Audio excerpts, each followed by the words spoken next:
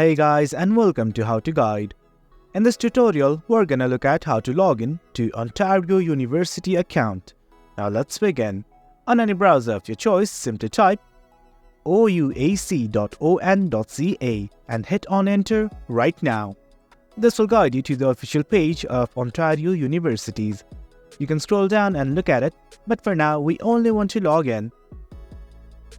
Right here at the top of the screen, you will find something like My Account. Simply click on it. Then a new page will open up and will provide you something like this. It's going to give you two options, to log in and to create an account. Right now we only want to log in. Simply enter your username and password. Both of them are required. And in case you forgot any one of them, here are the buttons right here that say recover your username and forgot your password. Click on any one of them depending upon your circumstances and follow the prompts. That way, you can again regain access to your account. Now enter your credentials.